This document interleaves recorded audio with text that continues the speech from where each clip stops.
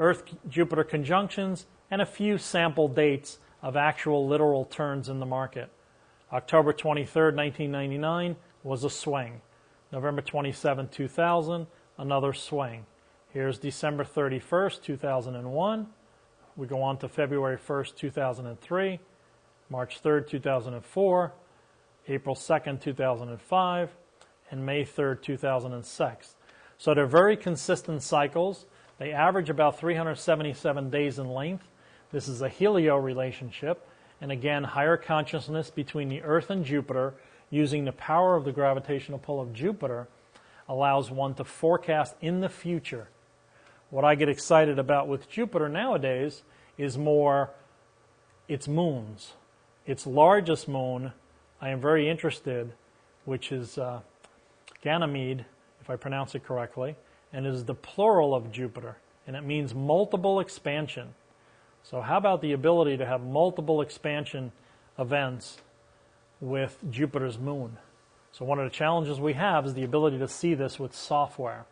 Not always an easy challenge. Those of you who are working on software or trying to get some of the software developers to make this a little more high-end and allow us all to see a lot better has been a challenge for actually some time. So Earth-Jupiter, quite powerful conjunctions.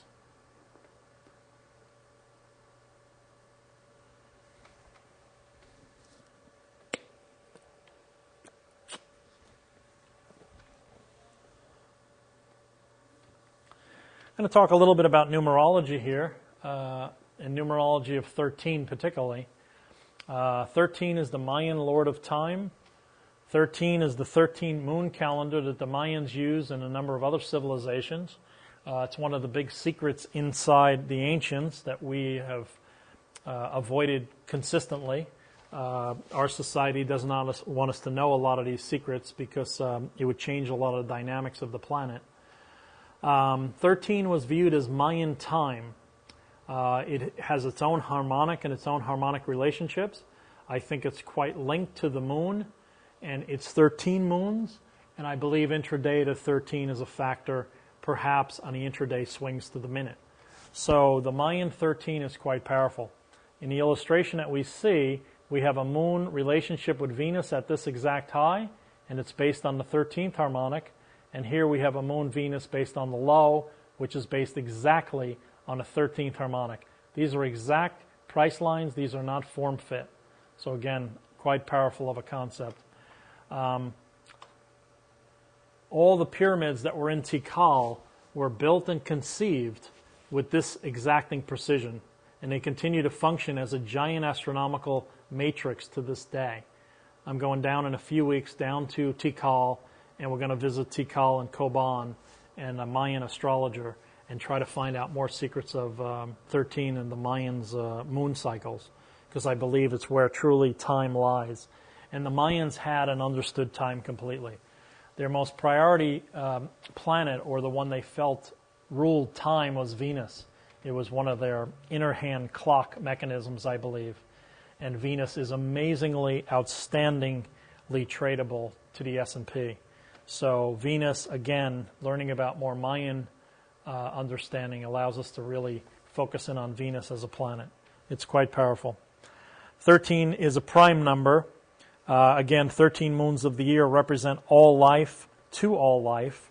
And 13 can obviously be applied as an aspect set, as we see in this proof of price and time. So one of the things that I have on this DVD is the ability to see proofs. These are proofs. That's why I spent 9 months building this, to really show exact. It's not concept or theory. It's one of the rare things that I do now, is prove some of these concepts are applicable to the market. Pluto. Pluto is one of my favorite planets. I'm a Scorpio, so I got a lot of Pluto influence. It rules major moves. Its revolutions are opposite in direction. Mars and Pluto have a tremendous affinity, higher octaves of each other, so they're going to have a tremendous amplitude when Mars and Pluto get together. And Saturn-Pluto revolves around deep change, so there are quite powerful changes when Saturn-Pluto is around, and often in major, major drops in the stock market. If Saturn-Pluto are above price, you're going to get a major, major swing. In this illustration, you'll see Pluto connected to Charon, which is the moon of Pluto, planetoid, depending on how you look at it. They've sadly announced the degradation of Pluto to a non-planet, which is obviously pathetic for us that do cycles this way, because it's pathetic since we can see actual results to the minute, to the tick with that planet, and it's obvious it's a silly thought. So all the astrologers who voted for that are obviously, it's pretty sad. In this case, we see Jupiter-Pluto, which was at the ABC low that day. I showed the slide earlier. This green line represents the Jupiter-Pluto cycle. It is known as a billionaire cycle. It is powerful. It's located at big swings. It's approximately 13 years in length. It represents pure power. It's big business. It's found at major highs and lows, in multi-week, multi-month, and certainly in daily. So Jupiter-Pluto certainly runs the market, and in this case we can see it as an exact low. How valuable is this? So again, ask yourself what the advantage is by seeing as opposed to just concept. So everything I do is applied and applicable.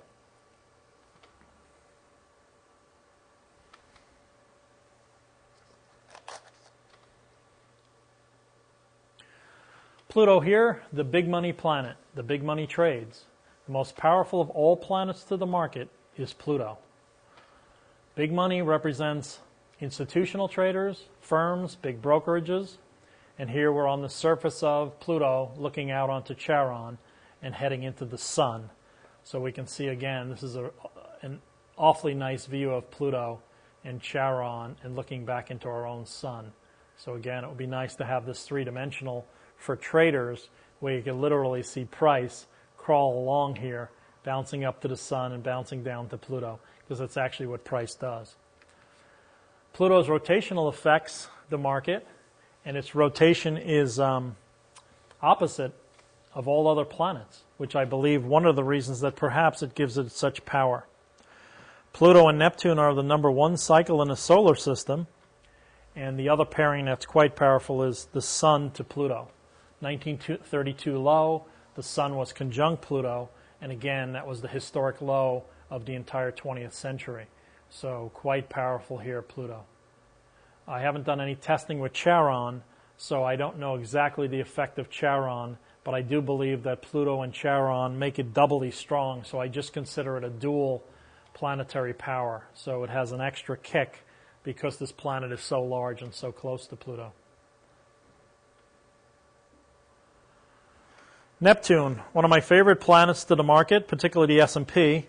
I believe it is one of the S&P rulers, and I say that because so many times it is involved and it will move the market in a big way.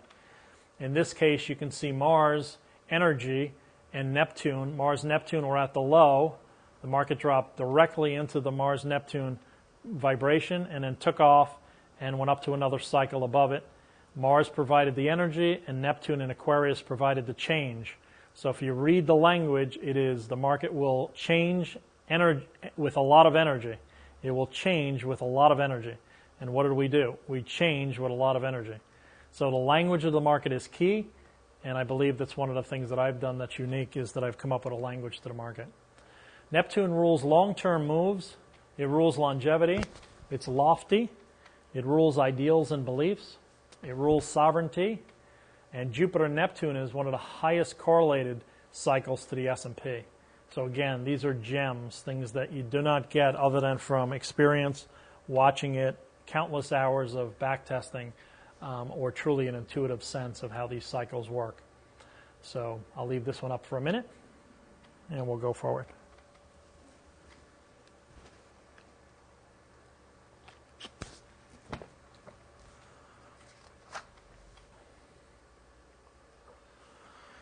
Okay, here we have another sample of Neptune's power, and boy, does this guy get powerful. This Neptune, Pluto, rule the 40 aspect, or the novile, which I believe is one of the most powerful aspects there are. Powerful moves come off this family of aspects, and it represents extremes. So in this case in the market had dropped down into this Neptune cycle here, and this was the result, and that is straight up as you can get. And this is such a rare event this Neptune at the low was the cycle and the power that generated this extreme push up that day. Neptune rules imagination, visions and dreams. Saturn-Neptune is an inflationary cycle, and Jupiter-Neptune is success beyond our wildest dreams. So on your natal chart, you want to have lots of great Jupiter-Neptune. Then you'll have a real cush life and enjoy trading with multiple contracts.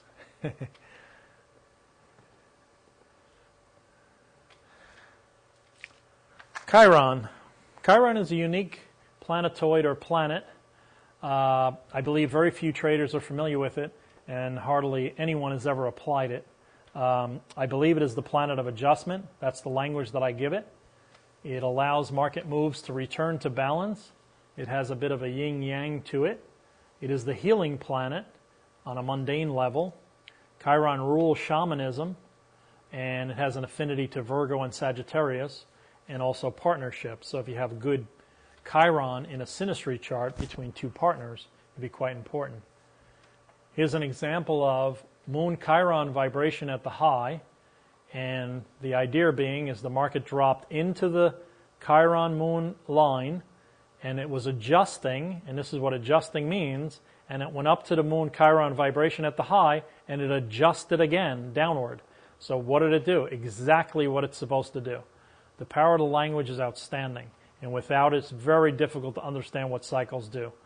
Without understanding vibration, how do you understand where it's going to do it? You're blind. So in this case, I joke and say, today's market, does Chiron work at all? Does this method work every day? It's a lot of study, but worth it, yes. And the answer is yes, it does. Vibration is quite powerful. The language helps the read, and the read allows you to success to understand where the intention of the market is going. So here's Chiron again, quite a beautiful asteroid, planetoid, planet, depending on who you ask. It's a 50.8-year cycle, by the way, and it's the cycle that we celebrate Jubilee with. Our 50th birthday is known as the year of Jubilee. So that is represented by our Chiron cycle, and I'm coming up to that soon. So I'm going to be in Guatemala for my 50th Jubilee cycle, my Chiron cycle. Anyway, at this case, you can see Earth Chiron is at the low. The market had dropped down into Chiron Earth. It supported it, bounced down 3 times. It went up, came down for a 4th, supported it. What's it going to do? Adjust. It went up into this cycle. This is an Earth Uranus. If you remember from earlier, what's the expectation of Uranus? Change. We come down and adjust. We go up and change. This is language.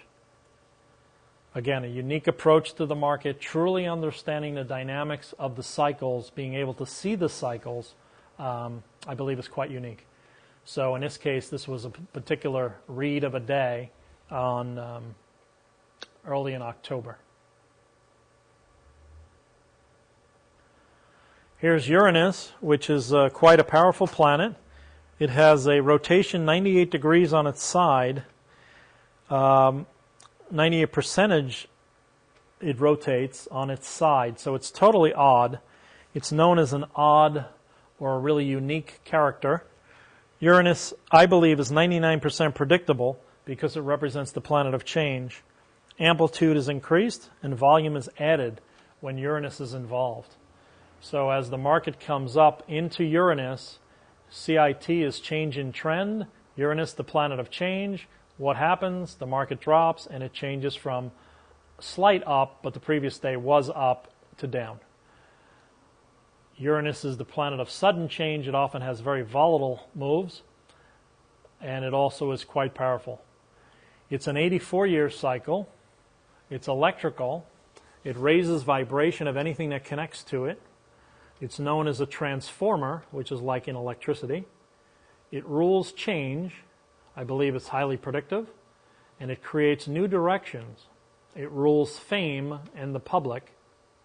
And Jupiter-Uranus is a deflationary cycle. And for politics, Uranus is the planet of rebellion. So it's quite a radical.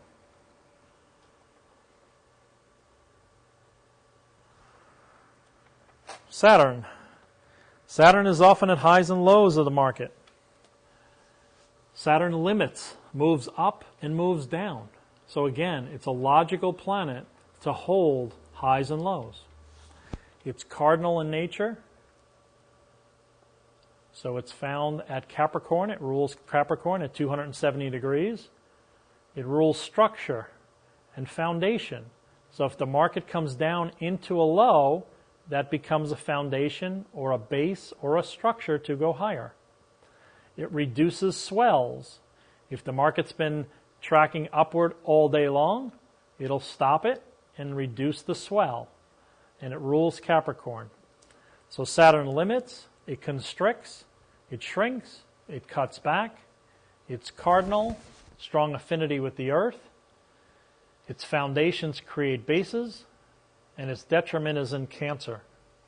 So again, quite an interesting character, Saturn, quite forecastable and predictable,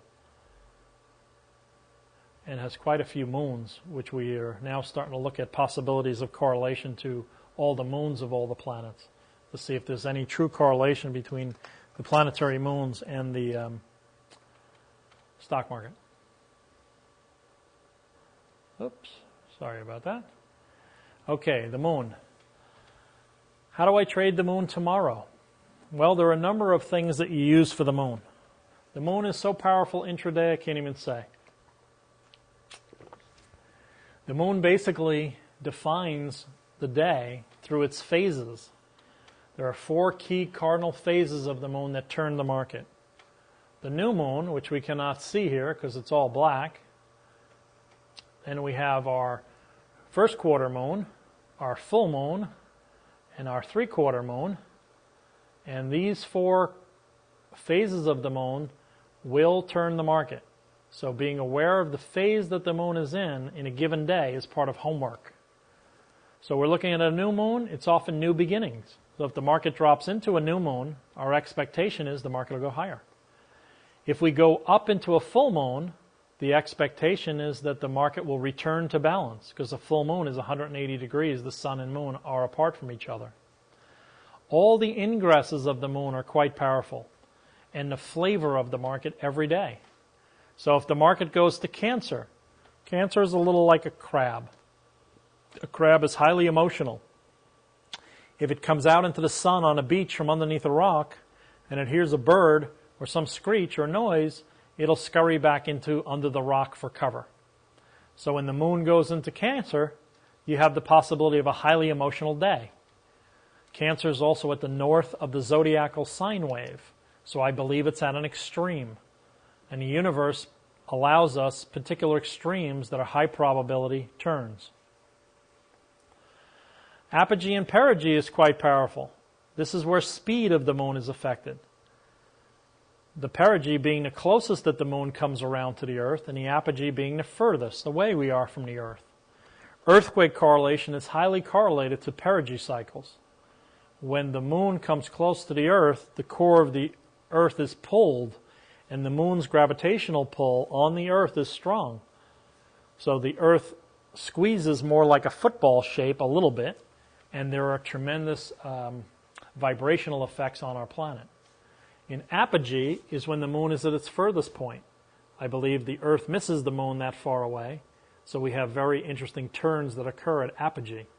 There are also speed events that occur at the apogee and perigee points. These are very, very powerful cycle and really call for a tremendous amount of study.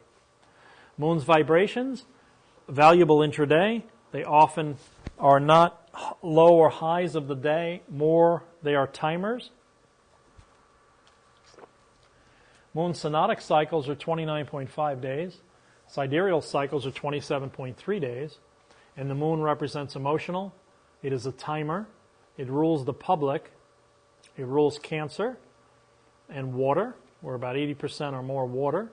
It rules the psyche, which I believe why it affects traders so much. And it governs the daily behavior of markets. So the moon is about as good as it gets for trading. And if you trade intraday and you don't know the moon or study the moon, they're pretty much lost. So the moon is absolutely key to intraday trading. Now we go on to our big planet Jupiter. and this is our last slide of this section. Jupiter is unbelievable. I don't know what else to say. Jupiter cycles alone you could trade. Jupiter rules expansion and contraction. It is a business planet, and boy, oh boy, is it powerful. It is a big money planet. Jupiter rules stocks. When prices get overvalued, it contracts. When prices get undervalued, it expands. Google at 475, overvalued? I'd say so. Contract. Gold at $1, undervalued, expansion. So that's the thought process. You look at the stock, you look at the index, is it overvalued? Did a Jupiter cycle come in play that day? If it's heading up to it, it will contract. If it's heading down to it, it will expand. On this Friday that just passed, the high of the market was Jupiter to Chiron. Jupiter, the planet of expansion and contraction. We came up to the high. Jupiter contracted. Chiron adjusted. Down we go. 10-point drop. Forecastable in the future. I forecasted it one day before the event. Jupiter is the king of planets. It expands. It bursts bubbles. 324,2000 high on the S&P. Jupiter conjunct Saturn. Jupiter contracted. Saturn limited. Goodbye. $6 trillion drop. The conjunction of Jupiter-Saturn is every 19.86 years. It can be overvalued on occasion, but for the most part, it works that way. It is a big money planet, which means institutional money goes in when Jupiter's in play. It is mutable, and it's fire. Mutable means it'll change. It'll go either way. Fire, it has lots of self-starter energy. It loves long trips. It rules the house of travel. It rules stocks. It rules profits and loss. And it rules growth. So Jupiter has a tremendous amount going for it, and it's a quite powerful planet.